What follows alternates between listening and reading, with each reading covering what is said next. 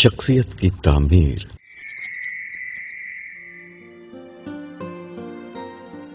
تجربہ بتاتا ہے کہ انسان بچپن میں معصوم کلی کی مانند ہوتا ہے، لیکن بڑا ہونے کے بعد اس کی شخصیت میں طرح طرح کے بگاڑ آ جاتے ہیں، مثلاً ضد اور سرکشی وغیرہ۔ شخصیت کی تعمیر کا مطلب یہ ہے کہ آدمی یا تو اپنی پیدائشی فطرت کو اسی حالت میں محفوظ رکھے جس حالت میں وہ ماں کے پیٹ سے نکلا تھا، یا وہ مویشیوں کی طرح جگالی کا طریقہ اختیار کرے، یعنی بعد کو اس کی شخصیت پر جو مصنوعی پردے پڑ گئے تھے ان کو ایک ایک کر کے ہٹانا، یہاں تک کہ اصل فطرت آمیزشوں سے پاک ہو کر سامنے آ جائے۔ اس معاملے میں فطرت کی ایک مثال وہ ہے جس کا تعلق لوہے سے ہے۔ لوہا ابتدائی طور پر ایک خالص دھات ہوتا ہے، مگر پانی کے زیر اثر آنے سے اس میں زنگ لگ جاتا ہے۔ یہ زنگ لوہے کے لیے صرف ایک اوپری چیز ہوتا ہے، اگر رگڑ کر زنگ کو مٹا دیا جائے تو لوہا دوبارہ اپنی خالص صورت میں سامنے آ جائے گا۔ یہ تمثیل کی زبان میں ایک نفسیاتی معاملے کو بتایا گیا ہے۔ جب کوئی انسان برائی کرے اور پھر وہ جلد ہی متنبہ ہو جائے، وہ برائی کے احساس کو اپنے دل سے نکال ڈالے تو اس کا دل پاک و صاف ہو جاتا ہے۔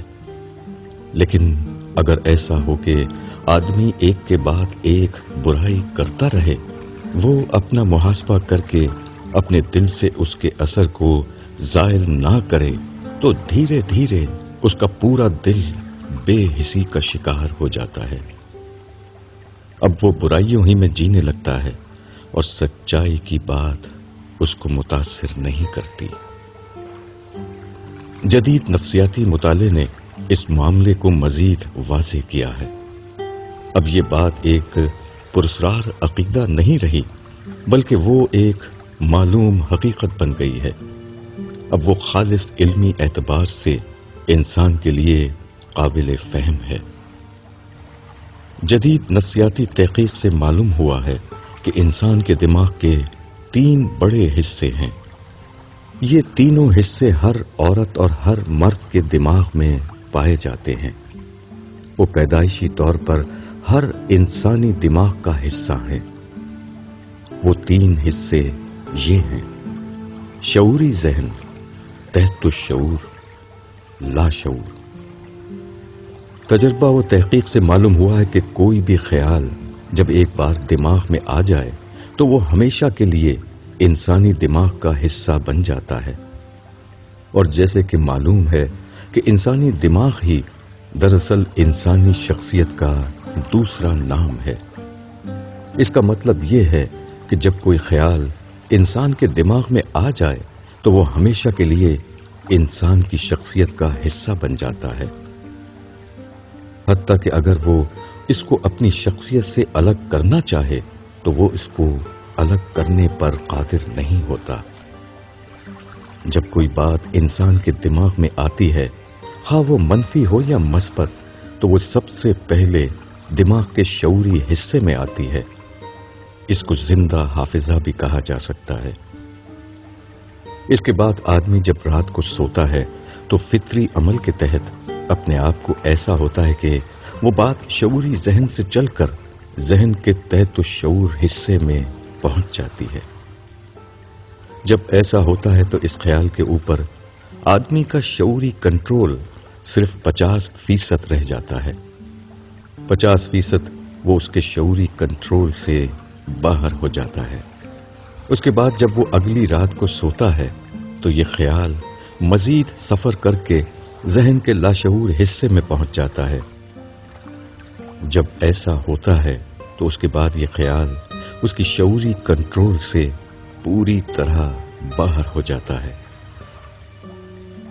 انسانی ذہن کے یہ تینوں حصے شعور کے اعتبار سے ذہن کی 3 حالتوں کی نمائندگی کرتے ہیں، مگر جہاں تک انسانی شخصیت کا تعلق ہے وہ ہر حال میں یکساں طور پر اس کا معمول بنی رہتی ہیں۔ کوئی خیال جب تک زندہ حافظے میں ہو تو وہ انسانی شخصیت کا معلوم حصہ ہوتا ہے، مگر جب وہ تحت الشعور میں پہنچ جائے تو اگرچہ اب بھی وہ مکمل طور پر انسانی شخصیت کا حصہ ہوتا ہے، مگر عام حالات میں وہ انسان کے علم میں تازہ نہیں ہوتا۔ یہی روزمرہ کے افکار جو انسان کے ذہن میں آتے ہیں وہی اس کی شخصیت کی تعمیر کرتے ہیں۔ جیسے افکار ویسی شخصیت۔ مثبت افکار سے مثبت شخصیت بنے گی، لیکن اگر یہ افکار منفی افکار ہوں تو انسان کی شخصیت بھی منفی بنتی چلی جائے گی۔ آج کل یہ حال ہے کہ آپ جس عورت یا مرد سے ملیے ہر ایک کو اپنی منفی سوچ میں مبتلا پائیں گے۔ اگر کوئی شخص بظاہر اچھی باتیں کرتا ہوا نظر آئے تب بھی اس کی یہ بات صرف اوپری طور پر ہوگی۔ اگر آپ مزید گفتگو کر کے اس کی اندرونی شخصیت کو جاننے کی کوشش کریں تو آپ پائیں گے کہ اس کی اندرونی شخصیت بھی اتنی ہی منفی تھی جتنی کہ دوسروں کی شخصیت۔ اس طرح موجودہ زمانے کا ہر آدمی اپنے آپ کو منفی قبرستان میں دفن کیے ہوئے ہے، اگرچہ اس کو خود بھی اس ہلاکت خیز واقعے کی خبر نہیں۔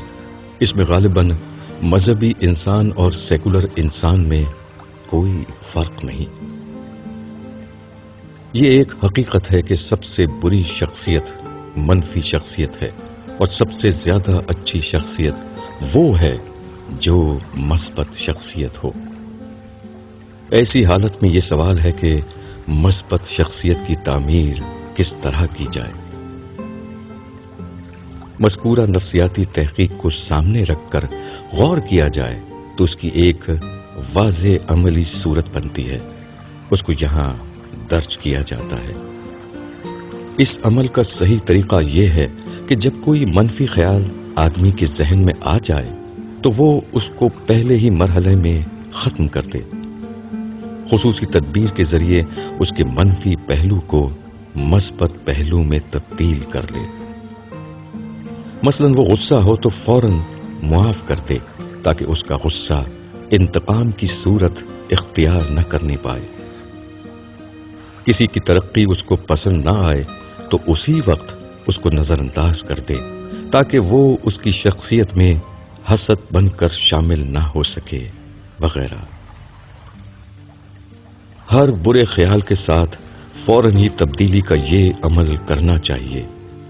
اگر اس میں دیر ہوئی تو جلد ہی ایسا ہوگا کہ وہ آدمی کے تحت الشعور میں چلا جائے گا اور پھر کچھ عرصے بعد وہ اس کے لاشعور میں داخل ہو جائے گا، اور جب ایسا ہوگا تو وہ آدمی کی شخصیت کا اس طرح لازمی حصہ بن جائے گا کہ آدمی چاہے بھی تو وہ اس کو اپنے آپ سے جدا نہ کر سکے۔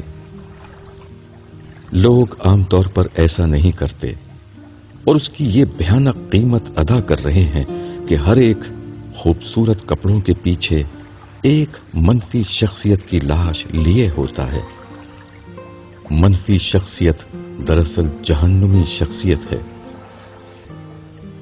جو عورت یا مرد اس ہلاکت خیز انجام سے بچنا چاہتے ہوں ان کو چاہیے کہ وہ مذکورہ عمل تصحیح کو اپنی روزانہ کی زندگی میں شامل کر لیں۔ اس کے سوا اس مسئلے کا کوئی اور حل موجود نہیں۔